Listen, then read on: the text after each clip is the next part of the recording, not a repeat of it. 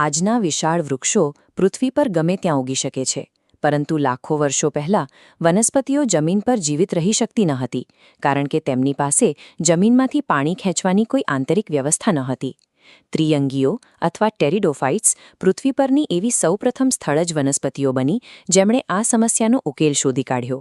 તેમણે પોતાની અંદર વાહક પેશીઓ વિકસાવી, જેમાં જલવાહક પેશી પાણીનું વહન કરે છે અને અન્નવાહક પેશી પોષક તત્વોને આખા છોડમાં પહોંચાડે છે. આ આંતરિક પ્લમ્બિંગ સિસ્ટમની મદદથી જ વનસ્પતિઓ ઇતિહાસમાં પહેલીવાર સાચા મૂળ, પ્રકાંડ અને પર્ણોમાં વિભેદિત થઈ શકી. આ વિકાસે જળવાસી લીલ અને જમીન પરના આજના મહાકાય જંગલો વચ્ચેનો સૌથી પહેલો ઉદ્વિકાસીય સેતુ તૈયાર કર્યો.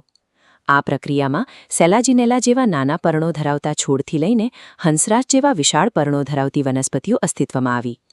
ઇક્વિસેટમ જેવી વનસ્પતિઓએ આ પેશીઓનો ઉપયોગ કરીને ગાંઠ અને આંતરગાંઠ ધરાવતું જટિલ પ્રકાંડ પણ વિકસાવ્યું. આટલી અદ્યતન શારીરિક રચના હોવા છતાં ત્રિઅંગીઓ પૃથ્વીના સૂકા કે રણ જેવા વિસ્તારોમાં ક્યારેય પોતાનું સ્થાન જમાવી શકી નહીં. તેઓ આજે પણ માત્ર ઠંડા, ભેજયુક્ત અને છાયાવાળા સંકુચિત ભૌગોલિક વિસ્તારો પૂરતી જ મર્યાદિત છે.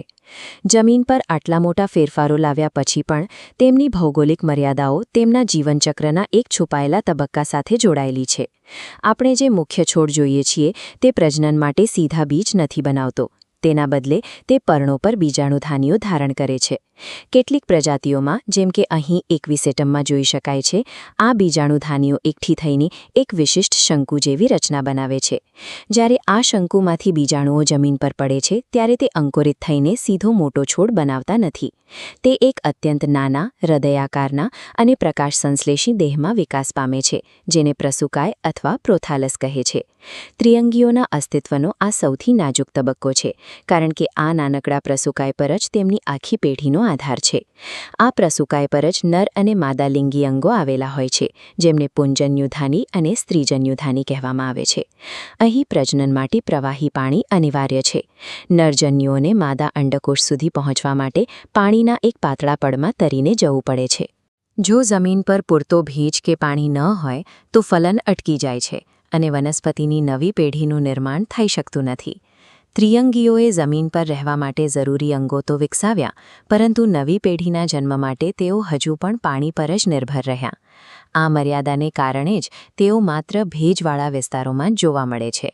મોટાભાગની ત્રિઅંગી વનસ્પતિઓ એક જ સરખા કદના બીજાણુઓ ઉત્પન્ન કરે છે, જેને સમબીજાણુક પદ્ધતિ કહેવાય છે. પરંતુ સેલાજિનેલા અને સાલ્વિનિયા જેવી વનસ્પતિઓએ આ પરંપરાગત રીત બદલી નાખી. તેમણે 2 અલગ અલગ કદના બીજાણુઓ બનાવવાનું શરૂ કર્યું: મોટા મહાબીજાણુઓ અને નાના લઘુ બીજાણુઓ. આ ફેરફારને વિષમ બીજાણુક પ્રકૃતિ તરીકે ઓળખવામાં આવે છે. બીજાણુઓના કદમાં આવેલું આ વૈવિધ્ય વનસ્પતિ જગતમાં પ્રજનન પદ્ધતિના આધુનિકીકરણની દિશામાં પહેલું પગલું હતું. આ વનસ્પતિઓએ મોટા માદા જન્યુજનકને જમીન પર ફેંકવાને બદલે તેને પિતૃ વનસ્પતિના શરીર પર જ સુરક્ષિત રીતે સાચવી રાખ્યો.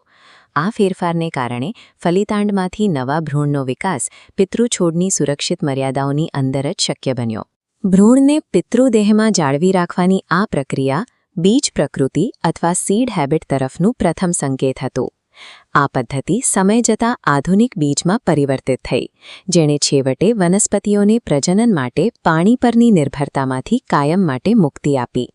ત્રિઅંગીઓએ જમીન પર સ્થાયી થવા માટે જે પાયાની ટેકનોલોજી અને બીજ પ્રકૃતિનો પાયો નાખ્યો, તેના કારણે જ આજના સમયમાં પૃથ્વી પર મહાકાય અને વૈવિધ્યસભર જંગલો અસ્તિત્વ ધરાવે છે.